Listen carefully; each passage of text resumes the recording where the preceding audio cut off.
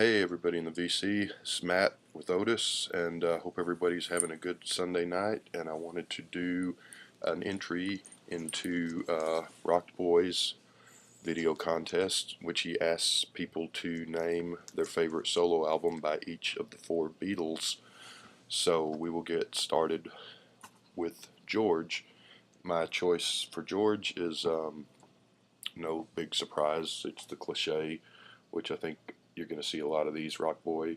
Although I've seen some of the other videos that people have made so far, and Cloud9 seems to be holding its own. Um, there's a lot of George albums that I like, and several George albums that I like, but this one is it's just pretty undeniable. The songwriting and the quality of the music over 3 discs. George had stockpiled quite a bit of music. Some of these go back to 1966 in his days with the Beatles when he only got a song or two per album. So he had a kind of a head start getting out of the gate. But to make a 3 album set of this standard of quality is a huge achievement by anybody. And I think this may well be the best Beatles solo album of all of them. George gets he's got his sarcastic sense of humor like Lennon, and he Monty Python and he's got a sense of humor, but he also sometimes gets labeled as a bit too overly serious, dour, preachy, which isn't totally unfair at times. But so this is definitely not if you're throwing a party, you're not going to throw this album on, but it's just great music, and top to bottom. Sometimes I wish George would have done some more I Need You, Taxman type rock pop songs in his solo days, but this album is, I mean, you know all the songs on it. The Apple Jam disc gets a bad rap. Not saying that it's great, but I do enjoy it. It's nowhere near as good as the first 2 albums in here, but this is an album, when I play it, I find that I have to play it back to front. It's not a jump in and sample it or skip around or just play 1 or 2 sides and move on to something else. It's got to be the whole thing for me with this album, which isn't true of all double albums, but it is for this one. My second favorite George album, and one that I considered, but definitely my second favorite, is Wonderwall Music, which, if you not counting the Family Way soundtrack by McCartney, was, I believe, the first ever Beatles solo album. I love that album, and it doesn't get the credit it deserves, or it's forgotten and overlooked, I believe. And it's just a great mix. It's all instrumental. If you haven't heard it, it's not no lyrics. It's got a great mix of Indian music, Western music. There's just different styles of music on it. And I think the reason that it was overlooked was, the Beatles were still around when it came out, so it was probably just seen as a quaint little, George is doing this little side project over there, isn't that cute? Maybe, I don't know. I think it also, after the fact, kind of got lumped in with those weird experimental albums, Electronic Sounds, Two Virgins Wedding Album, and so people thought it's probably that type of thing and not very good. But it's definitely, if you haven't heard it, it's out of print. It's kind of hard to find, but track it down. It's worth a listen. It's second best album in my opinion, and it also Paul Simon with Graceland in, I believe that was like 1987, got a lot of credit for bringing world music to American British audiences, and I'm not going to take away from his achievement on that album. I'm not a Paul Simon fan much. I don't really like his solo stuff too much, with a few exceptions, but Graceland I was never that crazy about anyway. But I'm not going to take away credit from him on what he did, but I think George was there first in 1968 with world music on Wonderwall. So check that out. My third favorite George would be Living in the Material World, which I really like, though I know probably going to be All Things Must Pass on most of these. Cloud9 is holding its own, like I said, so far on some of the other videos. So Paul McCartney, let's move on to him. And I thought long and hard about this, and well, the McCartney album that I just go back to again and again, I play this at least 3 or 4 times a week, is definitely his best, maybe even better than anything he did with the Beatles. And okay, enough of that. No, another cliche. And I saw me and Mr. Mayo, Joe, pick this, and I think there was another video that someone picked this, but for me, again, it's just I got this album. This came out in 1971. I got this album in about 76, 77. I was about 13. I liked it from the get-go. I've always been a fan of it. At the time I bought the album, like I said, I was about 13. Of course, I knew Uncle Albert, Admiral Halsey. That had been a big hit record, and that was played on the radio quite a bit, even into the mid 70s.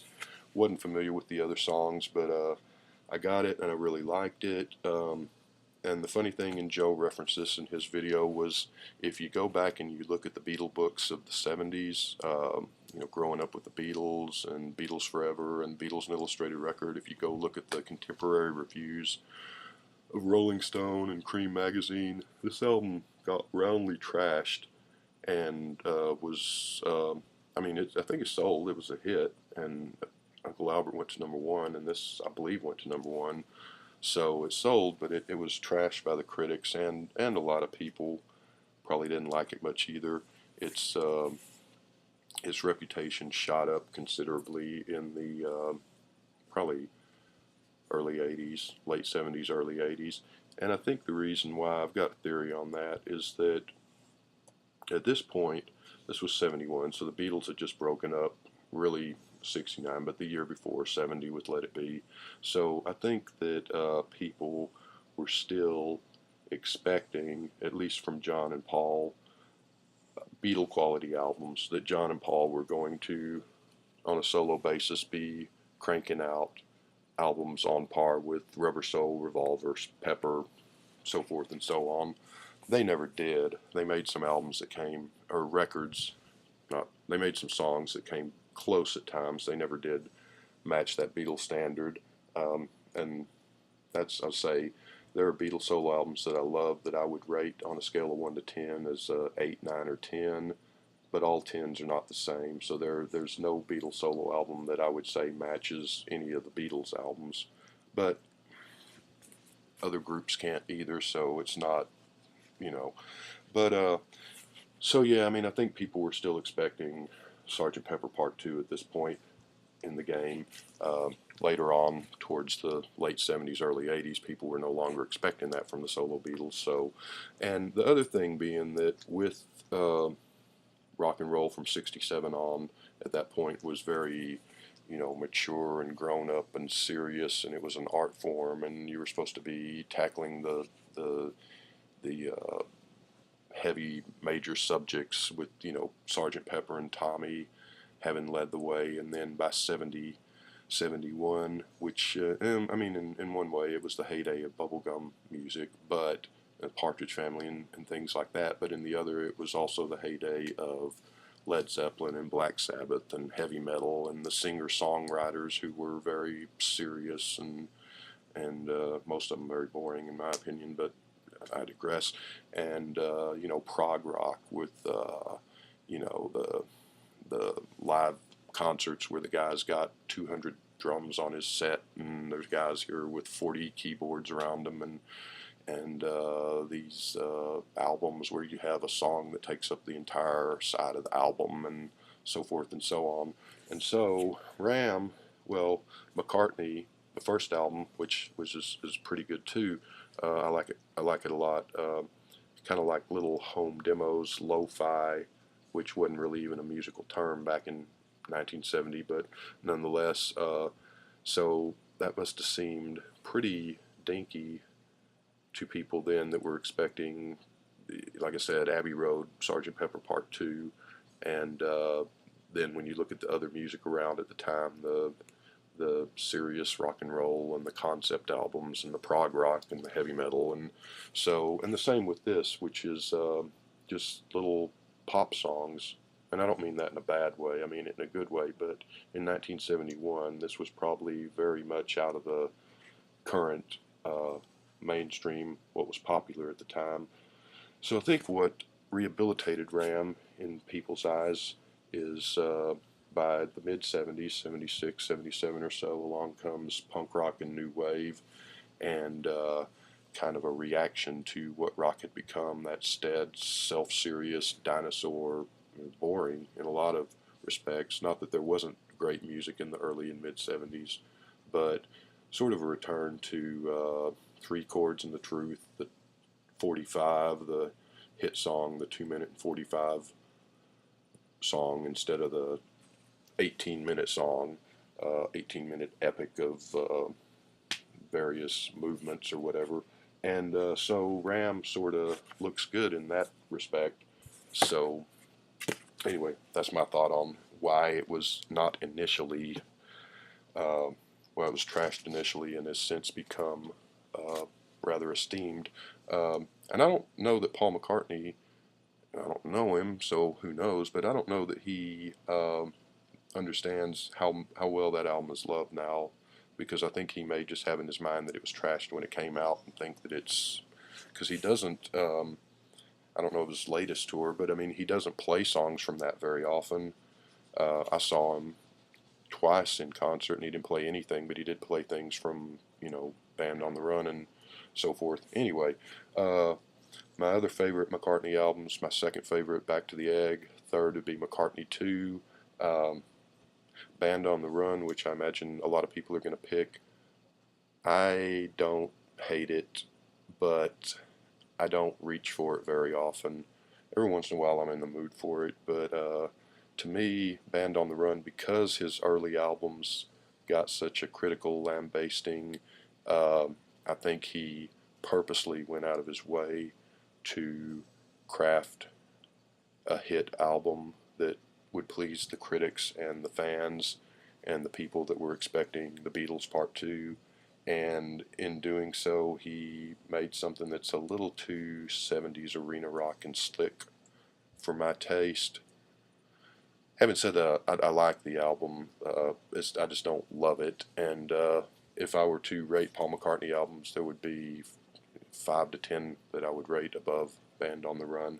But I'm not, if it's your favorite, I'm not trying to knock it, I'm just saying. So that's McCartney. Let's move on to Mr. John Lennon. If I'm honest, my favorite would be Shaved Fish. And I think that was 1975 that came out. But I'm not going to pick that because A, I don't have a copy of it anymore, so I can't show it to you, as if you don't already know what it looks like. But and B, I don't think it's quite cricket to pick a greatest hits. So I'm going to go with, maybe this is another obvious choice, Imagine. Plastic Ono Band is great. It's probably artistically the better album. It's probably his zenith, at least as a solo album, not as a Beatle, but it's an album that I like. I just have to be in the mood for it. It's a little bit heavy and depressing, and it's just not something that I can play every day. And so I picked this because, well, I like it, and I like it. It's my favorite.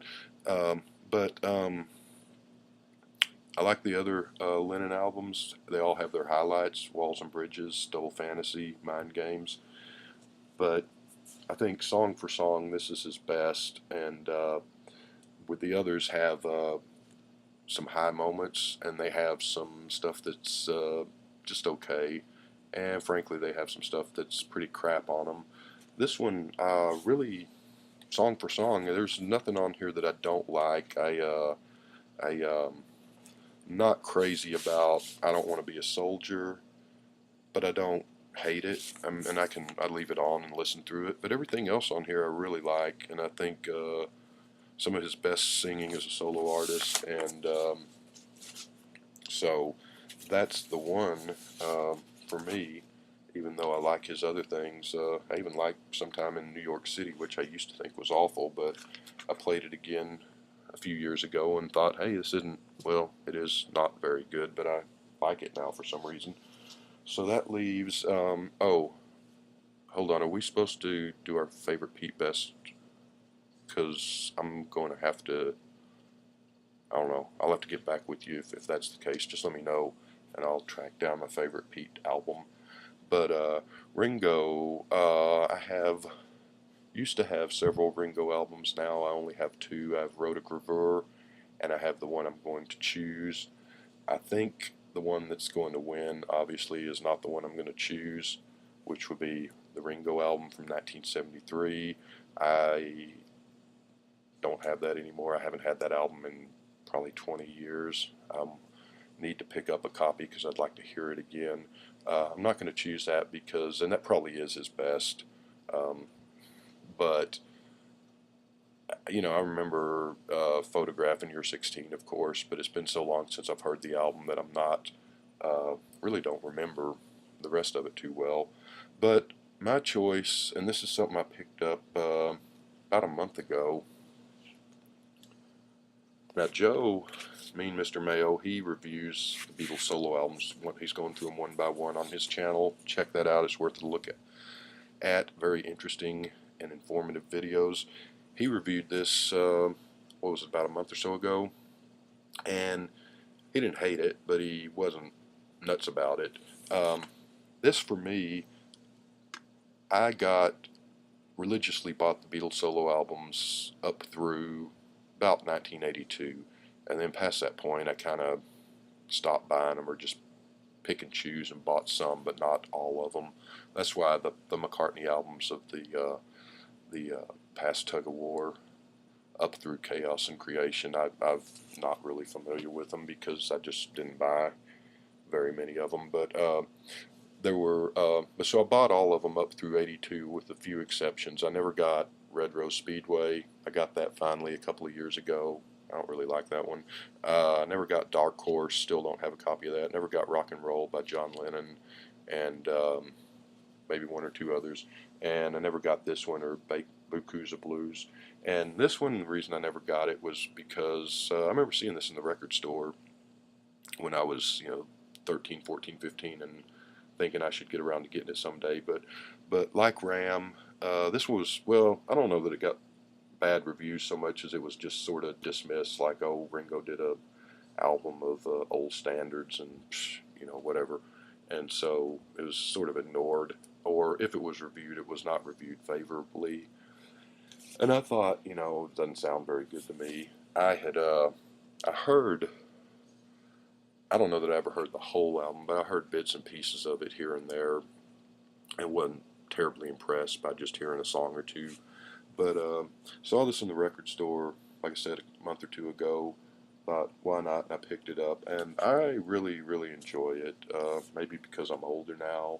I don't know if I would have got this when I was 15 or 16. I probably wouldn't have cared for it too much. But I'm older now. I remember these songs of this being the type of music my parents listened to. So there's the sentimental factor. I think he does and I've read some reviews and they say that it's over orchestrated or his voice doesn't fit the material. I disagree. I think it works. I think he does a really good job on everything, and the music is, it's old timey like your parents listen to music, but I think it's done really well.